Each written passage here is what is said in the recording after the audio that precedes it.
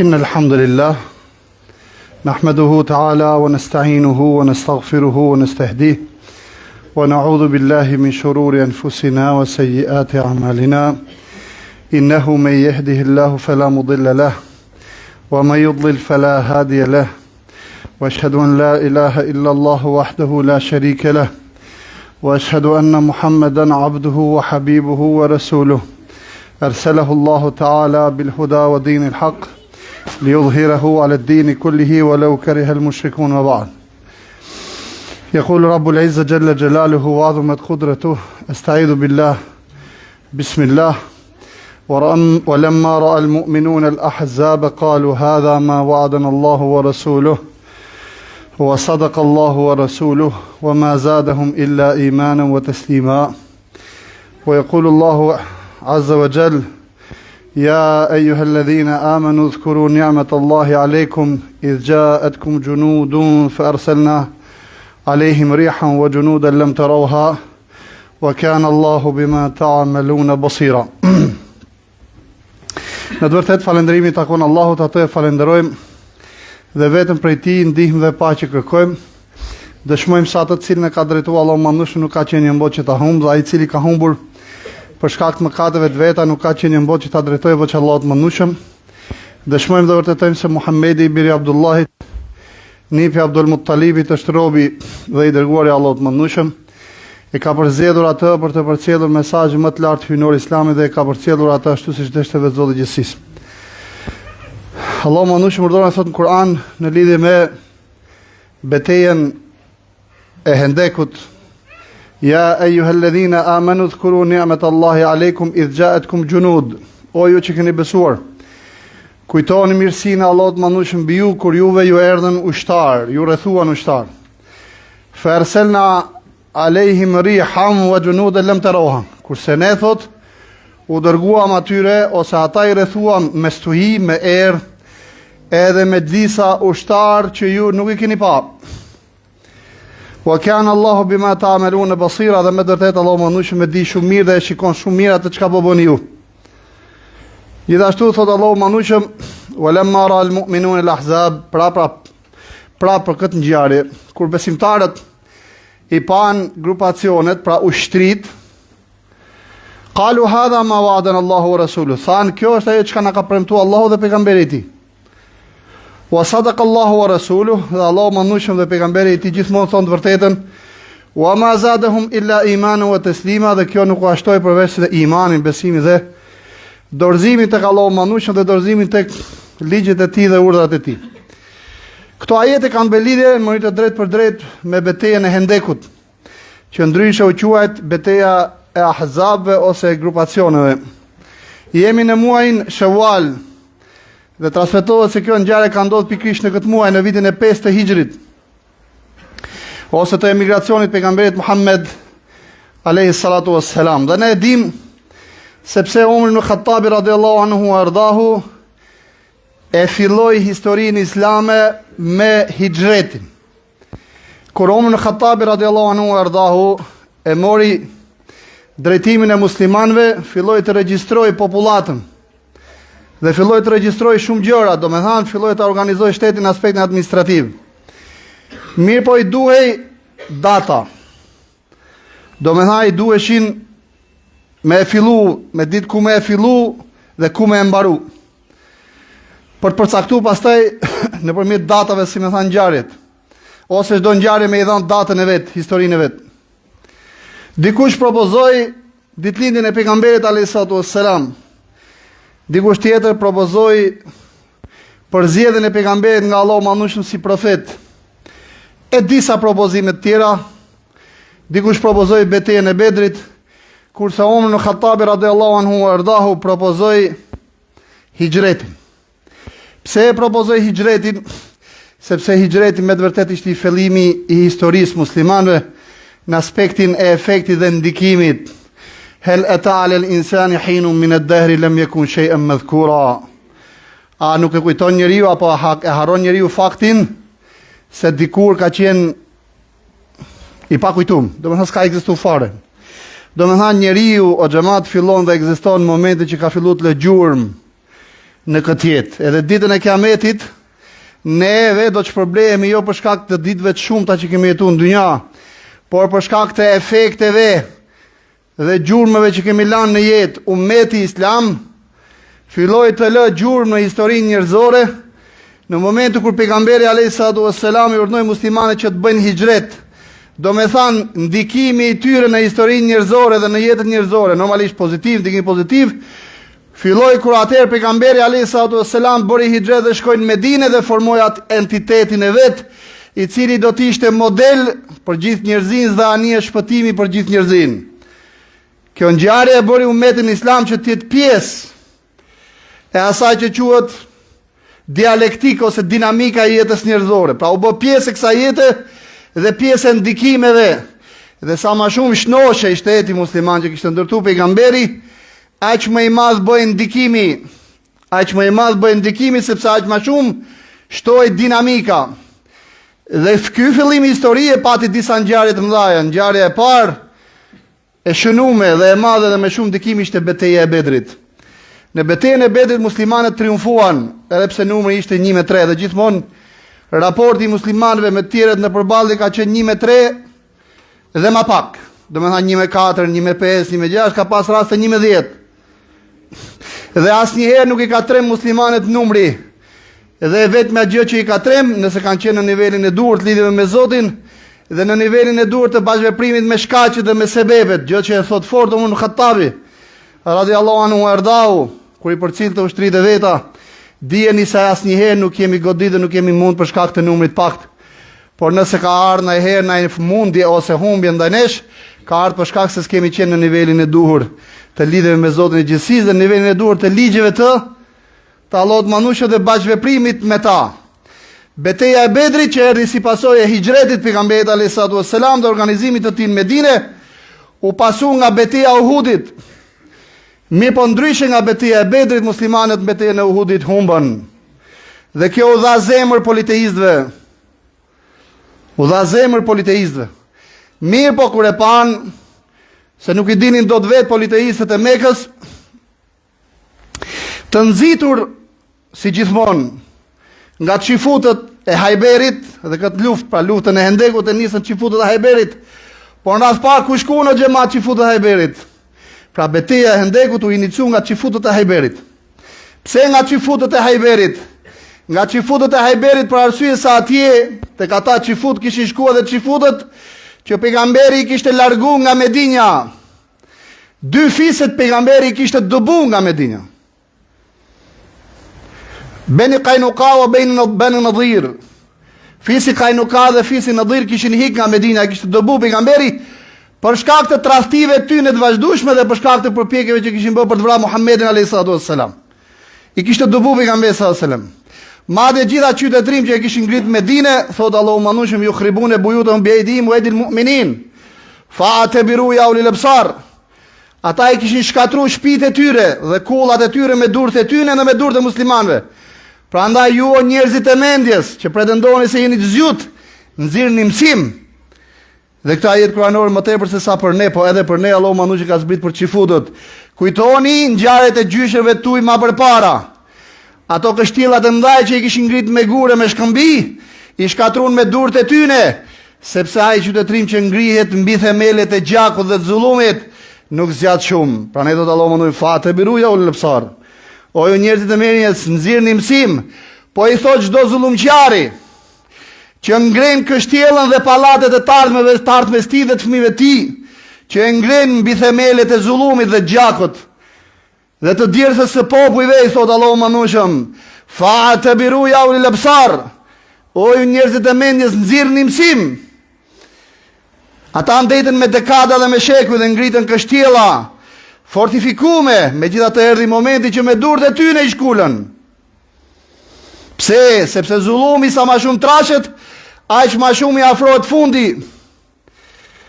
Të marë zemër, morën zemër politeistë këto çifut nga beteja Uhudit dhe thanë çfarë? Shikoni, muslimanët në Medinë fituan në Bedër, po u thyen në Uhud, dhe ç'a thanë? Në Bedër ishin më pak, 300 veta, në Uhud ishin më shumë. me gjitha të uthynë, do të thot me i fjalë që Muhamedi pas ka fillu të dobësohet. Shto edhe urrejtjen e vet dhe hakmarrjen e vet që u rizinte në krahëror. Kështu që çfarë bën? Mlodhen 10.000 ushtar. Mirë po, çfarë bën përpara? Para se të shkojnë tek fiset e tjera arabe, shkon rreth par ku o xhamat. Ke qendra arabe. Shkon në Mekë mo amush mendjen Mekazve. Është e njëjta politikë, është e njëjta strategji. Me shkull Palestinën nga ranja, ku duhet me shkull rreth parë? Ti korruptojmë këta për rreth. Do me thënë çfarë bën, ndoqën politikën e zhveshjes së Muhamedit nga forca dhe rrethimit të tij, e njëjta gjë po bëjnë edhe tash. Pse kam ngulin me e marrë miratimin dhe normalizimin e marrëdhënieve me Saudin? Sepse është qendra simbolike e muslimanëve, Qabja dhe Medinja. Dhe por morëm shtetin atje, atëherë si më tha çfarë? Kemi marrë shtetin e gjithë muslimanëve. Disa qafirat vegjël knega ne apo afër nesh. Nëse s'do të ishte ai hofi madh, dhe ajo puthadori e madhe, dhe ai servilizëm i madh e aty në qeverive rreth Palestinës, për të ushtri barkas, të kam të qifutve, këto qapaqullat tonë këne a do e kishim marrë guximin? Me bë ato deklaratat mëdhaja? Qifutët dinin shumë mirë këtë, se po të merrnin miratimin e Mekazve, do të kishin marrë miratimin e kujt? Edhe arabëve tjerë. Hewazini kishte ushtri shumë të madhe. 100.000 ushtar, njerëz në shpat, apo në pushk, me gjuhën e ditëve të sotme, ata e kishin fis shumë i madh. Nuk shkon ke Hewazini, po shkon në Mekë. Për të marrë miratimin e Mekazve dhe pasi morën miratimin e Mekazve. Këta të tjerët erdhen me i fjalë si Çeço. Shkuan dhe u vërsulën drejt Medinës. 10.000 veta. Për çfarë tashmë? Tashmë kishin ardhur me shkull Muhammedin a.s. dhe besimtarët e tij nga rranjët. Me shkull nga rranjët. Pra ne thot Allahu mëndushëm, ja ju alladhina amanu udhkuru ni'matallahi aleikum. O ju që keni besuar, kujtoni mirësinë e Zotit mbi ju. Shikoni, mirësi, subhanallah. Dhe kur jam dalë te ky ajet kuranor, mirësi. Cila ishte mirësia? Idh ja'atkum junud, kur juve ju rrethuan ushtar, mirësi me të rrethu ushtar? Allahu mandush nuk thot këtu kujtoni mirësinë e Zotit mbi ju, kur ne ju dërguam ja për hatrin tuaj dërguam stuhi dhe për hatrin tuaj dërguam ushtar që nuk i pat. Nuk thot të. Fillimi para prin me çfarë? Kujtoni mirësinë e Zotit mbi ju kur juve ju rrethuan ushtar. Dhe ndaj këtyre ushtarëve dërguam stuhi dhe ushtarët e tjerë që ju nuk i keni pa me sy. Pse kjo pjesa e parë ishte mirësi dhe e dyta mirësi? Për arsye se nëpërmjet kësaj pjesës parë o xhamat, çau vërtetu, nëpërmjet kësaj pjesës parë Muhamedi alayhis dhe shteti islam përfundimisht vërtetoi se kë kishte mik dhe kë kishte armik. Nëpërmjet kësaj betejë e zbuloi totalisht, e diagnostifikoi gjendjen geopolitike dhe geostrategjike, mikun dhe armikun, alatin dhe armikun të kujt? Të popujve të gatishmit arabik. Dhe është e çuditshme, në bazë të kësaj ngjarje, pastaj pejgamberi alayhis vendosi hartën e marrëdhënieve me gjithë popujt dhe fisët arabe. Pas kësaj ngjarje. Sepse këtu pase ata që realisht ishin të interesuar me shkull Muhammedin nga rranjët, u pa se kush ishin. U pa fisët. Fisët e tjera, edhe pse kishin mundësinë, u tërhoq. Dhe këtu e kuptoi pejgamberi alayhis se me këta mund bësh misi, kurse këta do jenë armiqtë të përhershëm. E njëjta gjë ka ndodhur. 100%. Kjo ishte e mira e parë. Pse e mira e parë? Parashikonte këtë Muhamedi alayhis salam. E kemi përmendur edhe herë tjetër xhamat. Ajo që mundson Kur'ani, që i mundson rreth parë Muhamedit alayhis salam. Edhe i mundson çdo besimtari që e ka ndriçuar mendjen e tij dhe vujudin e tij dhe shpirtin e tij me dritën e Kur'anit, kjo i mundson që të shef larg, edhe të mos qëndroj ke ngjarjet aty ke kamët, të mos qëndroj ke kufit e ngjarjes objektiviste dhe kaq, po të shikoj çfarë tek efektet përtej kësaj ngjarje, Do me thanë, ata që e kanë ndriçu mendjen e tyre me Kur'an, kanë fuqi që nëpërmjet ngjarjes të transcendentojnë mbi ngjarjen dhe përtej ngjarjes dhe në horizont shumë larg ngjarjes. Do me thanë, të shkojnë si me thanë përtej kufive objektiv të ngjarjes. Dhe këtë bëri Muhamedi alayhis salam dhe e kuptoi shumë mirë se çfarë efektesh do të kishte për shtetin islam dhe të ardhmen e tij, kjo ngjarje kaq e rëndësishme. Prandaj dhe pejgamberi alayhis salam, pasi mbaroi kjo betejë, tha çfarë? Ba'del yawmi naqzuhum wa la yaqzunana. Pas kësaj dite ne tha të kemi me i sulmu, kemi me umsy, dhe ata kur s'kan me na mësy ma, s'të na mësyn ma. Dhe kjo është frika o xhamat, frika e madhe. Frika e madhe që po ndodh atje me i fjalë. Në Gaza kjo është pikrisht. Ne na dhimbsen vëllezërit tonë se po vritën ditë dhe natë. Me mira fëmijë dhe gra. Në aspektin strategjik, shumë strategë dhe studius thonë që zjatja e luftës në vetvete është shkatrimi i Izraelit dhe është në dobi të ardhmes së Islamit dhe të popullit musliman.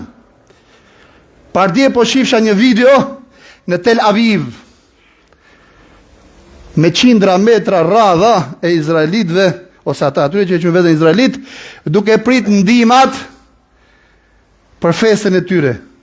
Izraelitët në radhë. Përfytyroni se çfarë damesh të mëdha shoqërore i ka shkaktu kjo luftë. Po thuj se gjysma e ushtrisë, veçarisht të flotës avionave, nuk i përgjigjet ma qeverisë. Dame të mëdha ekonomike dhe financiare, dhe ma shumë se sa kaq, nuk don me jetu ma kush në ato që quhet Izrael. Edhe ata që janë aty e kanë kuptuar përfundimisht se është një vend i pajetueshëm. Madje kuptuan që në ditët e para, se ata u mashtruan shumë, duke u thënë që shkoni në një tokë që nuk ka popull. Shkojnë të një tokë me fjalë që është pa Zot. E janë ta çapaçula që e mendojnë vetëm njerëz të mëdhenj mençur. Edhe në këto televizionet tona, ndryshimi i këtyre pushtimeve është se është një tokë pa Zot, Allah. Boris Johnson shkoi në një mbledhje të Kombeve të Bashkuara para ca ditësh dhe me atë sarkazmën e anglezit tha, shëtita paktha në bregjet e Floridas, edhe pashta një vend, një breg shumë të bukur. Edhe thash, sikur një pjesë të anglezëve t'i sjell këtu. Mi po me njëherë kujtova dhe kuptova se kjo tokë ka të Zotin e vet. Pa nuk ka një të Zot. Pra kjo ngjarje ka që madhe e Hendekut, pejgamberi alayhis salam pa larg, madje pa larg hala pa fillu. Kur po hapnin Hendekun, doli një shkam shumë i madh dhe muslimanët u demoralizuan. Shkoi pejgamberi alayhis salam dhe me bismillah filloi ta godas këtë shkam. Duke thënë Allahu Ekber, u çliru Persia. Allahu Ekber, u çliru Bizanti. Allahu Ekber, u çliru Egjipti dhe Jemeni dhe Bahreni. Tash ata ishin të rrethuar nga gjithë anët, pejgamberi thotë u çliru kjo, u çliru ajo. E hipokritët çfarë thanë? Ne kemi frikë me dal me kry nevojat fiziologjike, kurse ky na thotë u çliru kjo dhe u çliru ajo. Fatikisht ata që kishin besu bashkë me pejgamberin dhe u ishte ndriçu mendja dhe zemra me Kur'an dhe e kishin kuptuar thellësisht fjalën e Zotit, e kuptuan me njëherë se kjo ngjarje është me dimensione globale shumë të mëdha dhe me efekte politike dhe strategjike shumë të mëdha. Dhe ata që po rezistojnë kaq shumë atje o xhamat. Një nga burimet e frymëzimit tyre kush është? Është pikërisht ky lloj këndvështrimi. Ai që u vra Yahya Sinuari, Zoti e mëshiroft, kur po lexoja për jetën e tij, ajo që më bëri çudi më shumë ti ishte se shikoni çfarë aftësie për të kaluar mbi kufit material të ngjarjes, çfarë force. Kishte bë tre plane kishte bë me shkul Izraelin si projekt përfundimisht. Vetë ta mendosh, vetë me e mendu. Sot në aktualitetin tonë me ul me fan shumë raste, me ul me pi kafe. Dhe me u thanë shumë njerëzve dhe jo të gjithëve. Dëgjoj, kjo luftë është fundi i Izraelit, fillojnë duke u zgërdhi. Jo se duan me u tallë me ty, nuk e besojnë dot. Se besojnë dot. Tre plane. Plani i parë, duke u bë bashk të gjithë forcat rezistencës në lindjet mesme, duke i përmend me emër. Plani i dytë, vetëm Hamasi me dy tu. Si me kuptu? Veç shkaqeve, çfarë duhet me kuptu tjetër? wa arsalna alehim rihan wa junudan lam tarawha. Hunenit. Po çfarë thot Allahu manushim? Allahu manushim I zbriti Muhamedit disa ushtarë që ju nuk I pat. Dhe I thot pejgamberit Muhammedu wa ma ramaita idh ramaita walakin Allah rama. Dhe nuk ishte ti ai që gjujte, por Allahu manushim ishte ai që gjujti. I urdhnoi Allahu manushim Muhamedit me një grusht me ran dhe hidhe. Dhe Allahu manushim këtë ran e shpërndau në sytë e gjithë qafirave. Gjithë mohuzve pa përjashtim. Dhe kështu u mobilizoi ushtria e muslimanëve dhe triumfoi.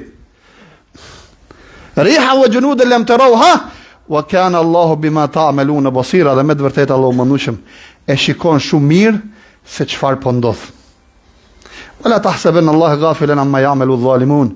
Mos e pandehni Allahun e manushim gafilet pa vëmendshëm ndaj asaj që po bëjnë zullumqtarët. Mirë po lum për sabërlit dhe lum për lakpamësit. Allahumma amin. Aqulu ma tasma'una wa astaghfirullaha li wa lakum fastaghfiruhu innahu huwal ghafurur rahim.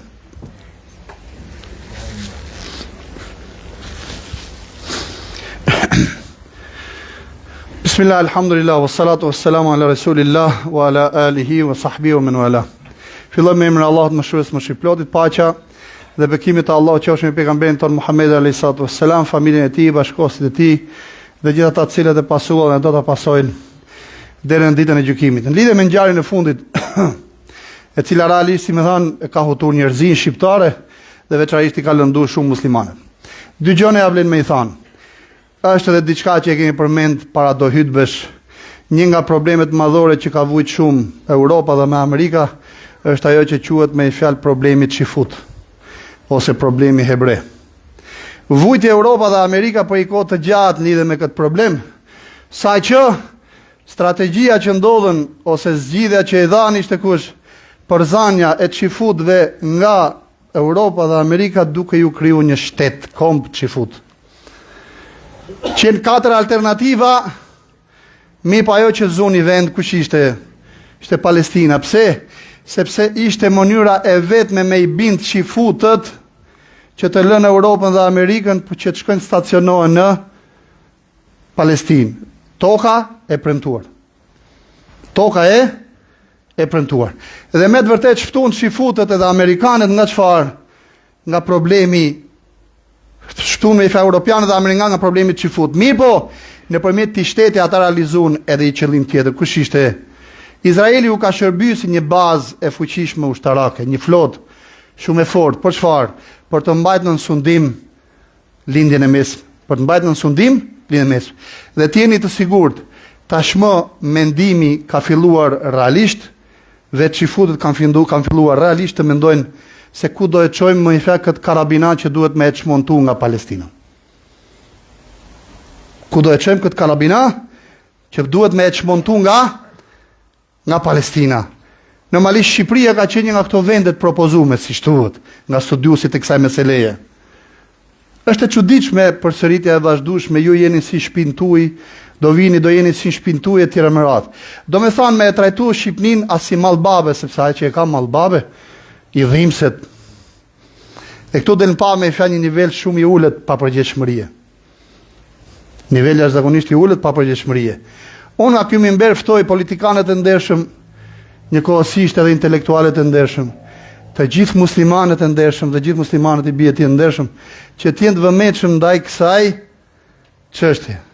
Dy kategori ata vetë, edhe fëmijët e tyre kanë përqen argat të Çifutëve, nëse do jenë të pavëmendshëm ndaj kësaj çështje.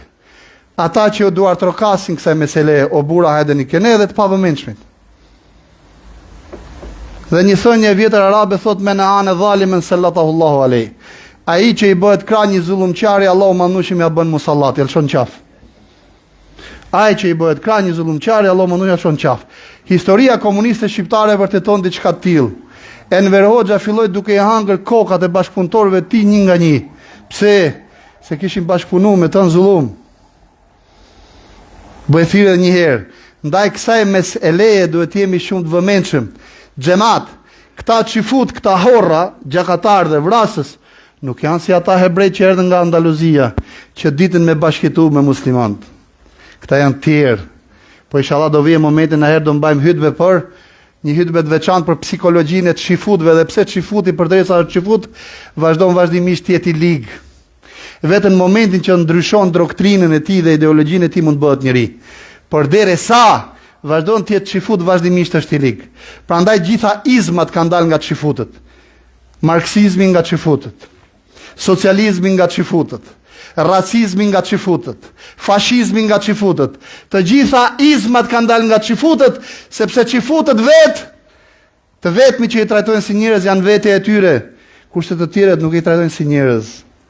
E ka në librin e tyre, në doktrinën e tyre, si tha edhe ky qen Birqeni, Benjamin Netanyahu, shkoni ka Amalikët dhe vrisni gratë e tyre dhe fëmijët e tyre. Me atë akide dhe me atë besim po e bëjnë luftën edhe sot. Se ne mendojmë se ata po erdhën për Izraeli këtu që ne do sillim me ne ndryshe? Harroje. Pra ne unë tërheqë vëmendjen qysh tashi. U fësët e dhkurune ma akulu lëkum, u fa u edu emri lillallah. Do ta kujtoni shumë mirë këtë që po a them, po unë çështën time e kthike Zoti. Allahumma el bellag, Allahumma fashhad. O Allah e dëshmova, a e kujtova, e përmenda, e përcolla dëshmo. Çështja e çifutëve nuk është çështje e lehtë. Prandaj duhet jemi të vëmendshëm. E kemi thënë dhe vazhdojmë ta themi se të vetmit që u intereson ky vend dhe u dhem zemra për këtë vatan janë ata që kanë nuk kokën sejdë. Të jeni të sigurt për diçka. Në momentin që kur ky vatan të vihet në diskutim, të parët 3 ditë përpara që kanë me nxjerr fëmijët e tyre me aviona jashtë i vendi dhe do i çojnë në për bunkere me instruunë në bunkere kundër bombave atomike, janë këto politikanë të prishur që nuk e kanë problem. Disa prej tyre ta shesin edhe vatanin e tyre. Manjamen edhe këto. Inshallah vatani jon nuk cënohet. Por në momentin që kur ka me u cënu, të parët me i fja që do të thonë fëmijëve tyre, me vrap hikni dhe strehoni atje, do t'jen këta që se kanë problem sot me shit vatanin e tyre pa problem. Të parët që do të thonë fëmijëve tyre hikni me shpejt me vrap, janë ata që sot nuk e kanë problem me shit vatanin e tyre. Çështja e dytë cilën desha me e përmend është që ne muslimanët nuk na shkon me qenë të pavëmendshëm. Duhet jemi shumë të vëmendshëm ndaj fesë tonë, ndaj rinisë tonë, ndaj vatanit tonë, po jo vetëm me llafe. Duhet me nalcu vetdijen tonë për rëndësinë e këtij vendi, duhet me nalcu vetdijen tonë për ngjarjet e mëdha që po ndodhin. Ky sistem botëror o xhamat po shkatrohet, po merr fund. Dhe ajo politikë që bëhet nga ajo nana nga Lezhverdhi atje, tregon me i fjalë se ajo karabina po shkatrohet, po çmontohet. Edhe për këtë duhet jemi të vëmendshëm. Dhe në raste të tilla ngjarje të mëdha ndodhin shumë edhe për popujt e vegjël. Mirë, për këto ngjarje të mëdha janë o shkatrim i madh ose shanse të mëdha, ose shanse të mëdha. Prandaj duhet me qenë shumë të vëmendshëm në këtë epokë në cilën ne po jetojmë. I lutem Allahut mandueshëm që drita e Kuranit të mbulojë shikimin ton, dëgjimin ton, zemrën ton. I lutem Allahut mandueshëm që vëllezërit ton në Palestinë të ndihmojë dhe të përkrahë veçanërisht në Gaza. Ka lajme që tashmë Izraeli është i detyruar prapë që të bëjë marrëveshje për shkak të trysnive të ndryshme, por megjithatë edhe për shkak të dështimit edhe kësaj përpjekje të dytë me shkull nga rranjët popullin e Gazës. Edhe kjo me lenin Allahut mandueshëm ka për të dështu. I lutem Allahut mandueshëm që ne dhe rinin ton ta vetëdijsoj për atë çka na pret më mbrapa. I lutem Allahut mandueshëm të na mëshirojë ne të gjallët tanë dhe të dekurit tanë, na drejtoj ne dhe familjarët tanë. I lutemi Allahut mandueshëm që duat tona të na e pranoj, sadakat tona, zakatin ton, namazin ton ta pranoj. Allahumma amin. Inna Allaha wa malaikatahu yusalluna 'alan nabi ya ayyuhalladhina amanu sallu 'alayhi wa sallimu taslima. اللهم صل على محمد في الأولين اللهم صل على محمد في الآخرين اللهم صل على محمد في الملأ الأعلى إلى يوم الدين اللهم أعز الإسلام وانصر المسلمين وانصر عبادك المستضعفين في كل مكان يا رب العالمين اللهم اشف مرضانا ومرضى المسلمين وارحم موتانا وموتى المسلمين ربنا آتنا في الدنيا حسنة وفي الآخرة حسنة وقنا عذاب النار ربنا اغفر لنا ولوالدينا ولجميع المؤمنين والمؤمنات والمسلمين والمسلمات الأحياء منهم والأموات إن الله يأمر بالعدل والإحسان وإيتاء ذي القربى وينهى عن الفحشاء والمنكر والبغي يعظكم لعلكم تذكرون وأقم الصلاة